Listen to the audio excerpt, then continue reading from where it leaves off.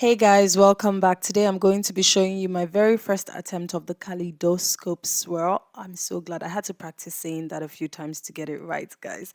Anyways, so today I'm going to be showing you my first attempt. I'll be showing you what I did, a huge mistake I made in this soap. So you should watch till the end so you can see that and what I learned to do differently with this soap the next time I'm going to be doing this. So first off, I'm starting off measuring out my hard oils. Here I'm measuring out some lard. I already measured out some shea butter, and then I'll go ahead and melt that down, and then add my coconut oil and melt the coconut oil in the warm hard oils that were already melted. And then once that is done, I will measure out my soft oils as well, which will be olive oil and castor oil.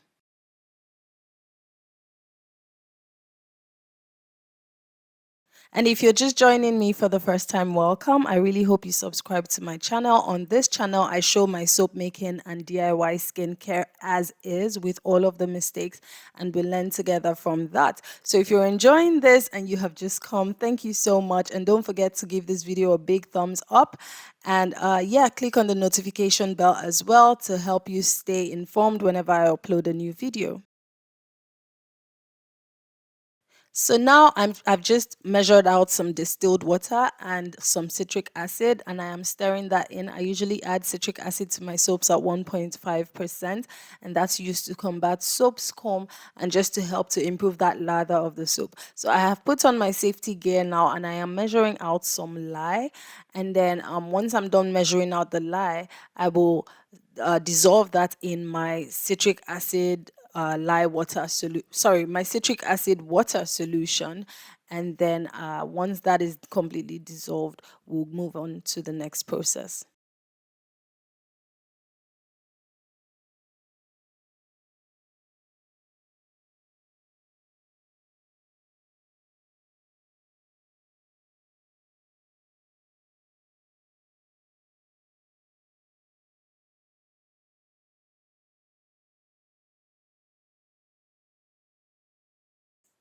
So now I have just finished dissolving that. You could see there that my lye water was pretty warm, so I put that away in the fridge. And now these are the three colors that I am going to be using.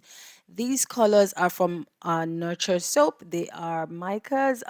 One is Firefly, one is brick red or brick dust, and the other one is rainforest, I think. But I actually thought these were colors that would be nice, but I'm still learning colors, as some of you know, and so I'm not sure if I liked this at the end. So I'll let you guys watch till the end, and then you can just tell me what you think of the mixture of colors. So now I have just added some olive oil, just a little bit to each cup, and then I am adding the mica. I'm really not measuring because really eyeballing some of these things can be okay. It's not like the biggest deal in the world. So now I am just dissolving that mica in the olive oil for all three of them. And then I will go ahead and start the process. So right now what's happening is I am cooling down my lye water because I really do want everything to be cool. I want my oils to be cool, at least below 100 degrees Fahrenheit. And then I also want my lye water to be cool, again, below 100 degrees Fahrenheit. So now you're going to see I did a temperature check there. It was about 107. And then by the time I add my liquid oils to this, it will then be a little cooler. So that's what had happened. I'd left my hard oils to just stay by themselves, and now I'm adding some olive oil, like I said I was going to add earlier. And then I'm adding some castor oil now, and you will see that when I stir that in, that's going to bring the temperature down. Now this is the fragrance oil I'm using. It's called Harlequin Romance. It's also from Nurture Soap. It's really, really nice. A very good fragrance oil if you're doing a swirl because it does not speed up trace. It does not discolor nothing. And then this is just some colloidal oat that I just added for some luxury to this soap. It's really optional. You don't have to add it. And then I'm just blending that in before I then go ahead measure. You can see now it's about 80 something degrees Fahrenheit there. I'm going pretty quickly, sorry guys. And then my lye water is 90, around 90, 91, so that is pretty good too. So this was going very well, But like I said earlier, I did make a huge mistake that you guys really do need to see, and you will see. I mean, it's just something never to do again. So I've kind of learned a lesson from that. So now I'm just gonna blend away and show you guys the rest of the process.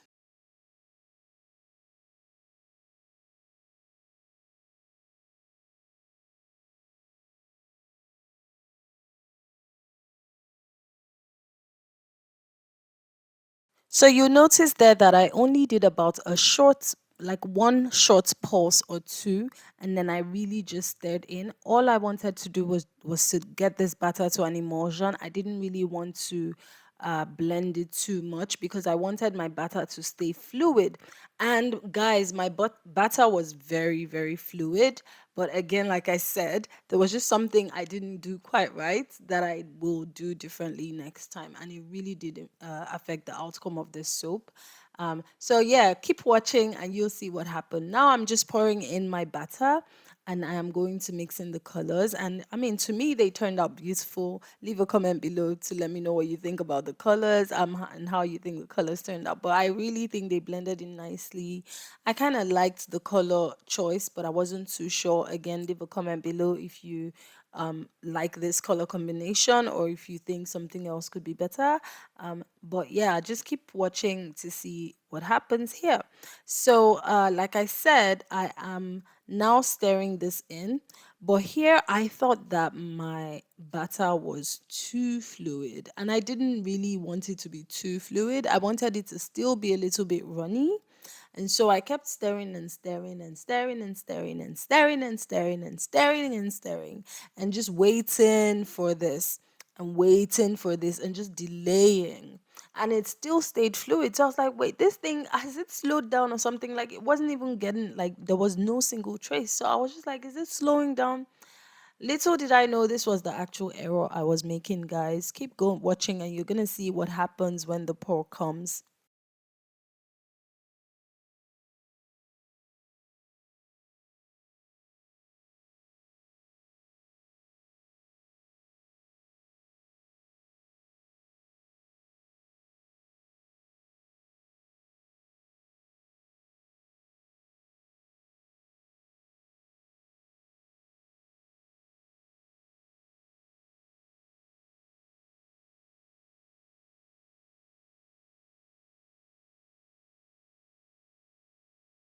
So now this is the fun part. I am using this bottle here. I did not cut the bottle at all. I just used it like that because even the bottle cover, I kind of noticed the bottle cover even gave its own patterns as well.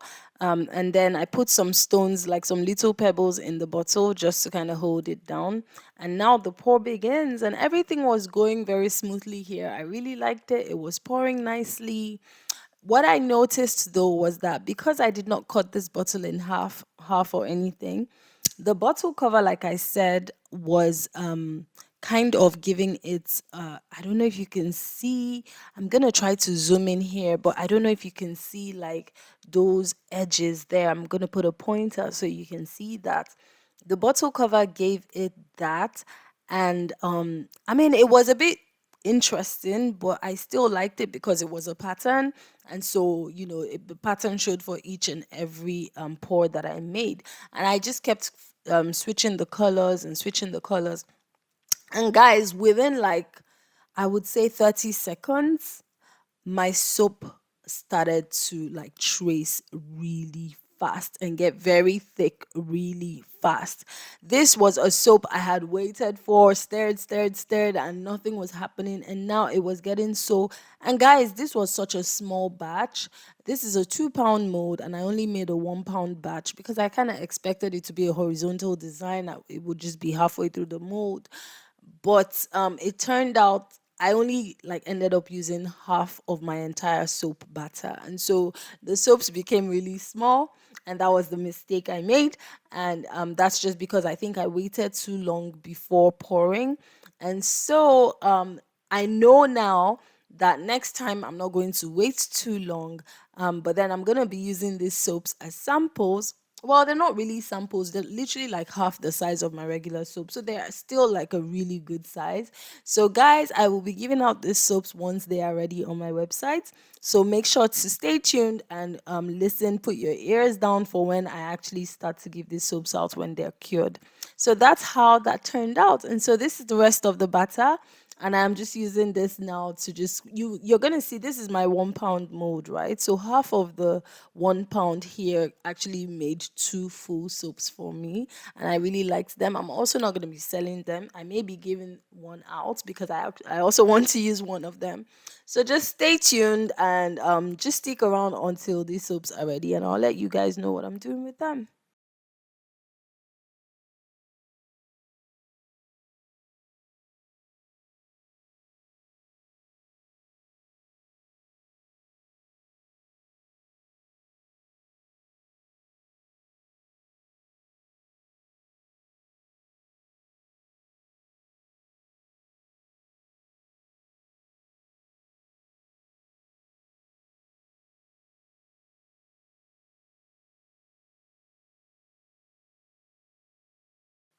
So now I am just doing a very simple swirl with a toothpick, nothing too complex.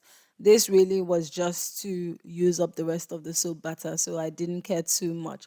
So here, the next day, I am now unmolding the soap, and you can see there that the design is, I would say, it's nice, but guys, you're gonna be surprised that I actually liked the back way better than the front. So just wait till I unmold this and just see how beautiful the back of this soap turned out. And I do have a question for you guys when it comes to the color of the soap. But first of all, take a look at this beauty. I love how it almost looks like there's a bottle in the middle and then the bottle gets larger. It's quite interesting. I do like this design. Now, my question for you is, what do you think about the colors? So, if you could leave a comment in the comment section below. I personally am not too keen on the colors, but I would like to know what you think about the color combination. I like the teal and the yellow, but I'm not sure about that brick red. It kind of made it too. I don't know. But just let me know because I do know that I am guilty of being very hard on myself while other people are like, oh, this soap is really nice. And I'm just like, nah. But then again, guys, also remember this is my very first attempt of the Kaleidoscope soap. So hey, I need to really do give myself a bit of a break sometimes because this was a first attempt. I know that next time I'm definitely not going to be waiting for that batter. I will use it even though it's fluid because I do think that maybe if it was even fluid, it probably would have had a more interesting design. So this is something I will most likely be trying out again because I enjoyed making this, and I'll be showing you guys what it's like with a more fluid batter. So here's what the soap looks like. I don't think it's too bad. I really cannot wait to give it out. It's such a beautiful luxurious soap. You know my soaps have like the best oils and some oats as well to make this very soothing on the skin. So I can only imagine how nice it will be to use this. So now I'm just doing some finishing touches. Sorry, I am beveling my soap with a potato peeler here, and then I'm going to go ahead and stamp this soap.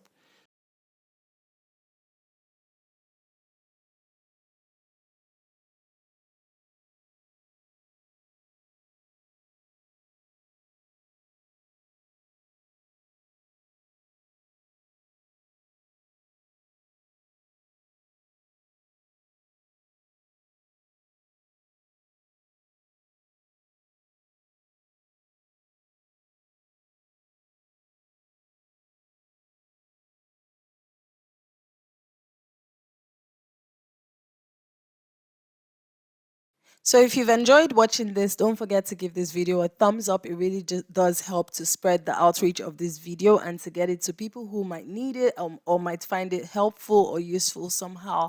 And don't forget to hit that notification bell as well so that you can be notified when I upload another video. And thank you guys so much for watching and have a great day.